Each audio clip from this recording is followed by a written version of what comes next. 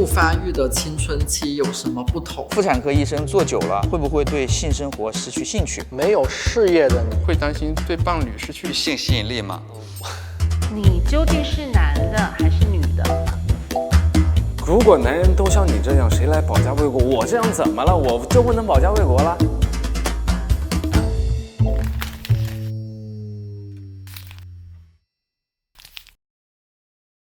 你先摸，我先摸。你先。我先摸完了。你究竟是男的还是女的？你这问题我突然不知道怎么回答。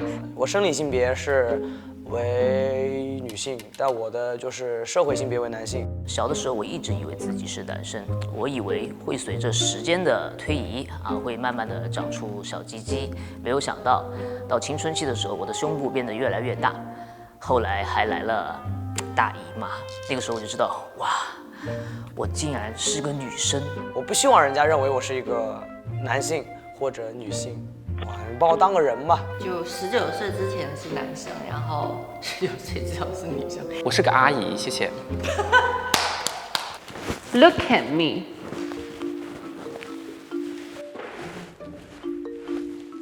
What do you think? 来告诉我，我是男生还是女生？需要我回答吗？从什么时候意识到自己是跨性别者？你怎么知道没有体验过的身体是自己想要的？你可以想象，要是你的话，一直住在一个跟你性别相反的身体里面，是一件很痛苦的事情。在初一，对，就是 les 不是有 T 嘛？对，我会跟他们一样穿上我的那个束胸，我会把胸给勒起来，但是又有一点不一样，他们会认为自己是一个女孩子去跟女孩子谈恋爱，也很喜欢别人叫他们小姐姐，但是别人叫我小姐姐的时候，我就觉得，我想吐。我小时候很爱穿条蓝裙子，不知道为什么我妈给我买的。然后我那时候就会跳舞什么的，然后大家都觉得很可爱，说这个男生怎么跳那么像女生？可是再大一点的时候，可能到3年级、4年级、5年级的时候，我自己不敢做这些事情，因为会被笑，对吧？会被骂人妖啊、娘娘腔啊。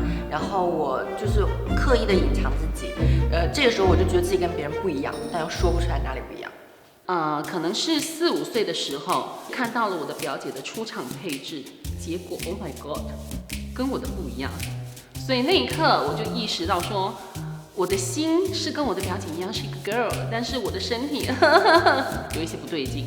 当我第一次知道说，世界上有另外的跨性别，例如金星老师，例如何丽秀小姐，我觉得说，原来他们是跨性别，跟我一样。然后知道了世界上有一个手术叫做性别置换手术，从那一刻开始，我就我要存钱，变成现在这么 gorgeous 的我。好，那我们下一个话题。没意识到跨性别前会怎么看自己的身体，会对自己有兴趣吗？这个兴趣很刺激哦。这谁问的问题？很厌恶，就看都不想去看它，碰也不想去碰它，就恨不得拿刀把它剁了。之前我是一个全部版本的女孩子的身体，但是我并不觉得自己的身体是我渴望的伴侣的身体的那种类型。女生的那里也好，男生那里也好，对我来说就都很丑，就对我来说又没有，那也没有很漂亮，然后也没有就是很喜欢或者怎样，就是它就是一个器官。我做这2个东西也是为了就是符合大家心里面女生该有的一个样子，然后大小啊什么的，就是也都是为了别人，就差不多就好了。但你为别人就应该做得更大一点啊。对，但那时候不懂啊，小的时候做的就是选了一个小胸，真的是。你最直观的就是你的性器官，男性的话可能有个什么，但是我没有，我就2个球，我不喜欢它，我看着它我就不舒服，我觉得它会让我丢脸，让我抬不起头，以至于在我没有接触到束胸之前，我一直是驼着背，对，导致于我的脊柱中间它有一个是凸起来的，对，就有点驼背这样子。hold 住，成为跨性别者一共有几步？3步。就什么？这是个什么东西？我看看。把大象关进冰箱有几步？这个问题觉得很烂。什么叫成为跨性别者 ？Come on！ 只要你自己的心理认知跟你的身体的构造不一致，那么都可以统称为跨性别。不管你有没有做手术，都是跨性别。当你出生的性别与你心理认同的性别不相符的时候，就是跨性别啦。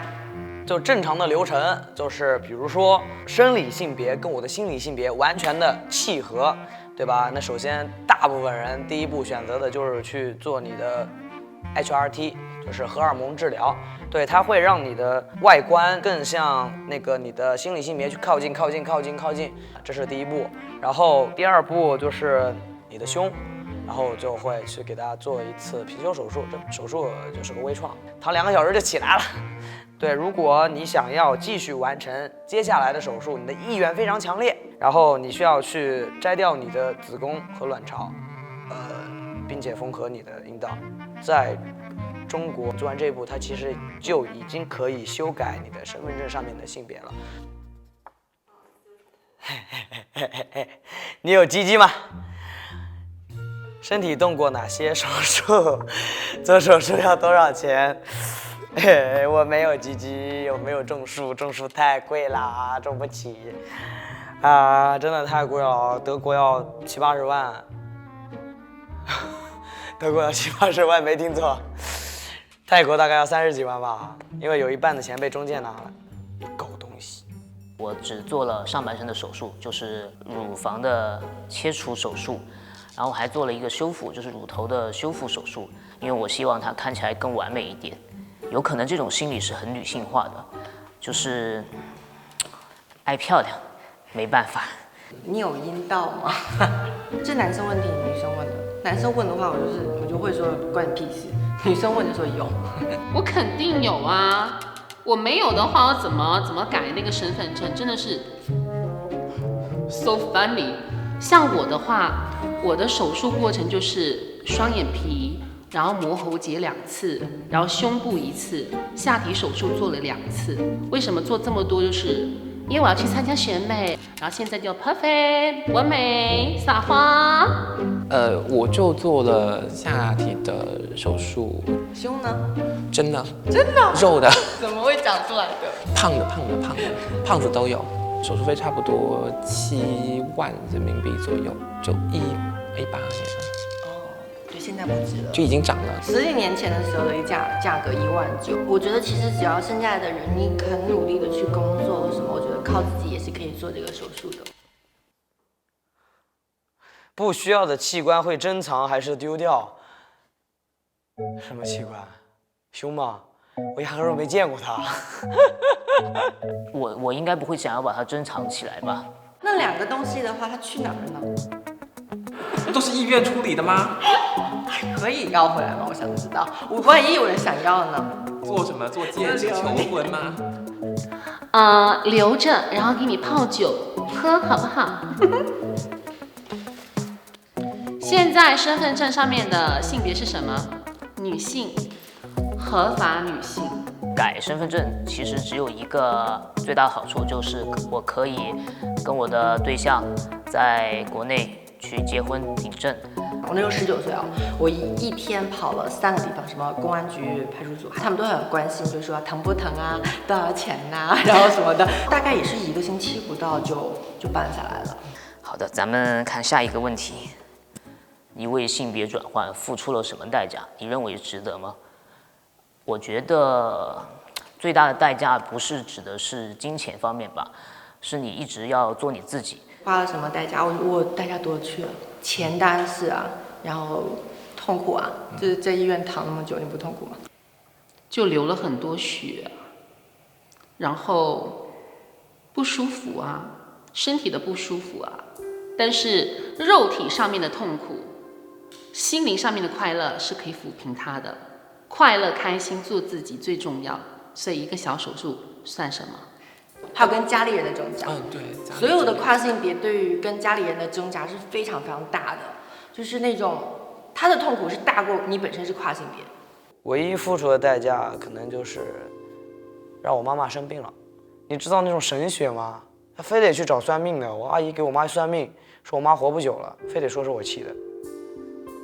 这个给我的就不管是真的是假的，就我希望它是假，它一定是假的，就给我的心理压力非常大。我觉得再给我一次机会的话，我不会选择跟我妈出柜。对，我想一直以一个 tomboy 的状态存在于她的生活里。是的。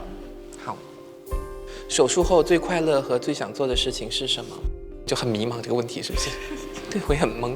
最快乐的事情就是我手术之后我就不用穿那个束胸了，夏天真的挺难受的，闷得我要死，我可以把它脱了。以及我去拿外卖的时候，终于不用穿衣服了。手术之后，当时就很想去游泳池游泳，想在女生面前把上衣脱了，给她们展示我的身材，获得爱慕的眼光。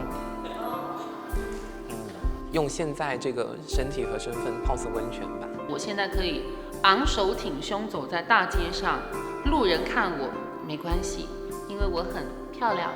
然后最想做的事情基本上都已经做完了，唯一最想做的事情就谈恋爱还没有做，所以希望那个对的人赶快出现。是不是在荧幕前面？你看到我了吗？赶快来联系我。你会给自己起新名字吗？如果会，想叫什么？其实我觉得我现在名字也挺好的。当然我也给自己取了个新名字，我姓陆，然后加了个朝阳的朝，叫陆朝，它代表着希望，以及我姓八字嘛，我命里缺金，那个朝是个金字。这个问题不错，但我当下的名字还蛮满意的。我之前的名字叫于心，名字我很讨厌啊，它很男性化。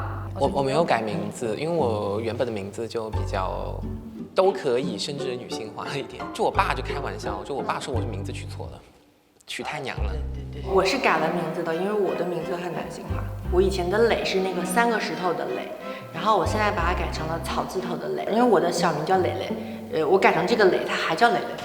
所以家里人会比较容易接受，比较顺口。对，我想展开一段新的人生，所以我就换了一个新的名字。然后现在我的名字，身份证上面的名字是施雅欣，西施的施，优雅的雅，欣赏的欣。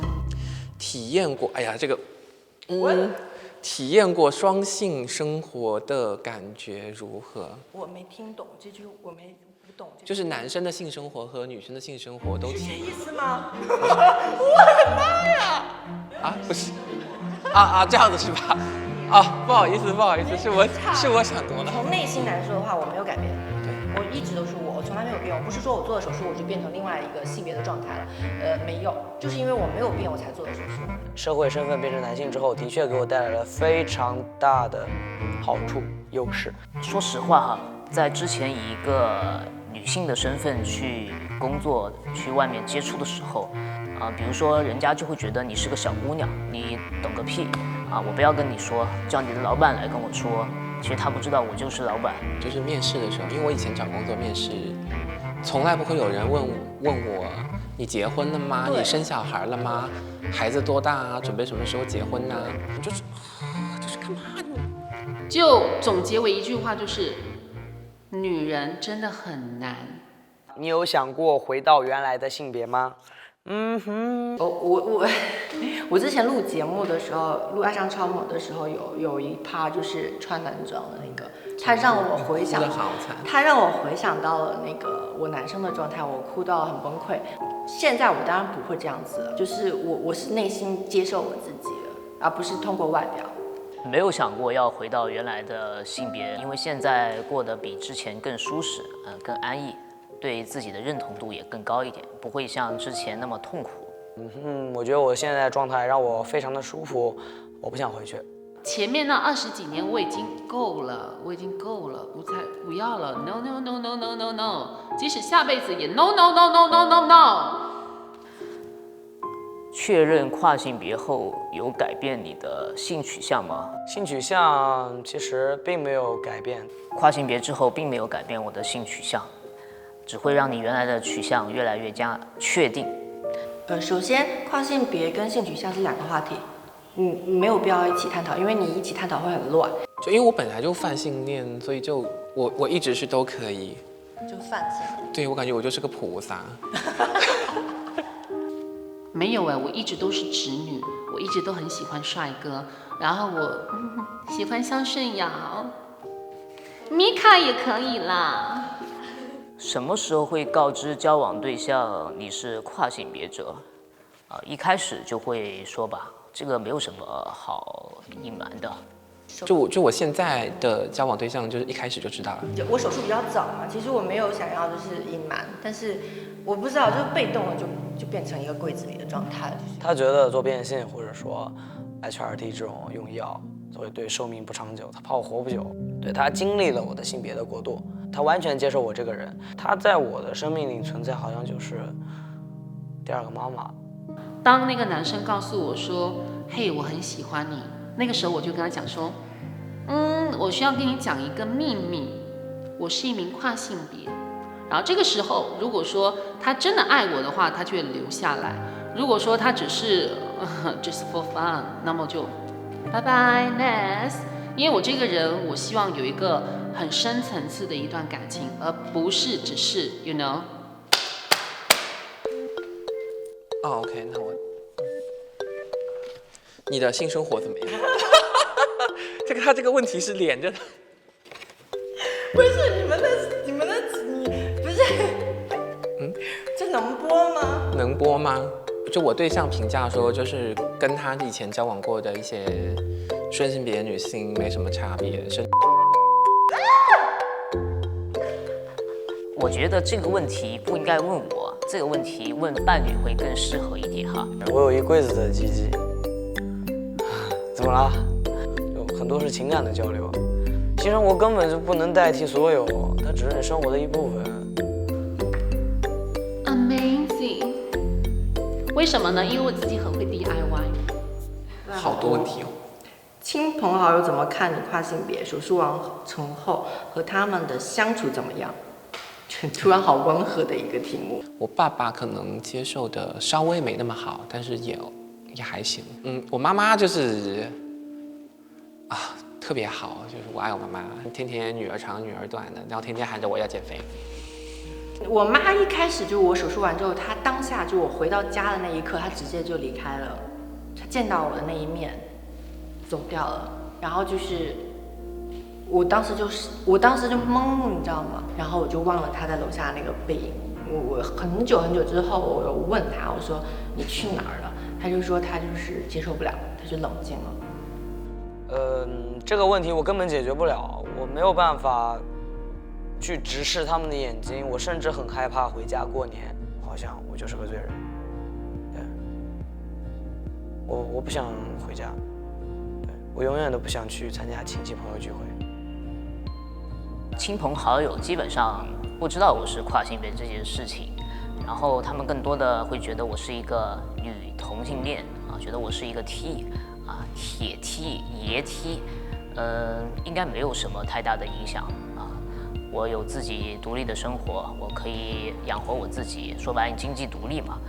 没有手术之前，因为我是在小镇的嘛，所以我的那些亲戚朋友他们都非常的不理解，同性恋他们都没有见过，更何况跨性别，所以他们会觉得说我有病，或者说我被某些脏东西跟到了。但是还好，我有一个很爱我、很支持我的妈妈，她就是很大方的告诉亲戚们说，我女儿是跨性别，她以前是男生，是我把她生出来生错了，所以我给她钱去做手术，现在她变成是一个女生了。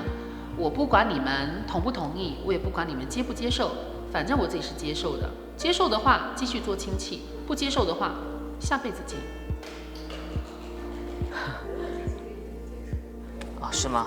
太好了。然后你们还有什么问题随便问，没关系的。没有啊，因为这些只是纸张打印出来的吧。其实你们看不到的、想象不到的很多很有想象力的、很丰富的问题，是在我们生活中遇到的问题。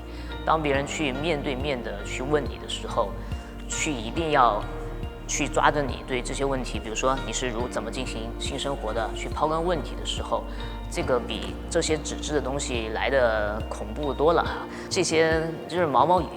我没做手术之前，我会蛮埋怨，为什么我从小到大我要接受这么多的不公平？就例如爷爷奶奶、爸爸的不疼爱，然后来自学校老师的不理解，同学们的霸凌，然后工作的时候的就业歧视，动不动就因为你是跨性别炒你鱿鱼。但是当我做完性别重置手术之后，其实我蛮感激我过去遭遇的这些不公平，因为正是过去的这些不公平的这些经历，还有遇到那些不好的人，才成就了今天如此明媚动人的我。我觉得可能未来的跨性别也许他不会通过手术，甚至去激素改变自己的身体，所以在未来的跨性别更不会觉得身体是一个重要的东西，它其实是灵魂的东西。我觉得它就是一个身份而已，这个社会就是把你定义着男性或者女性，对吧？如果你出现了中间，就会被人说不男不女。对，我只是想变成其中的所谓的一类正常人而已。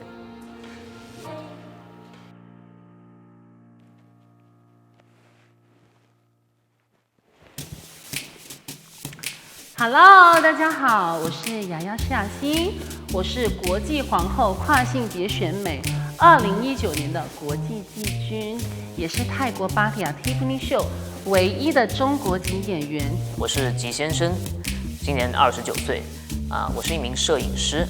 Hello， 大家好，我是老朱，今年23岁，我英文名叫 Andy。大家好啊，我叫叶子，然后是一个跨性别的阿姨，非单身，有一个对象，然后不可聊，长得帅的除外。Hello， 大家好，我叫汪心蕾 Lacy， 我是一名跨性别女性，我在单身可溜。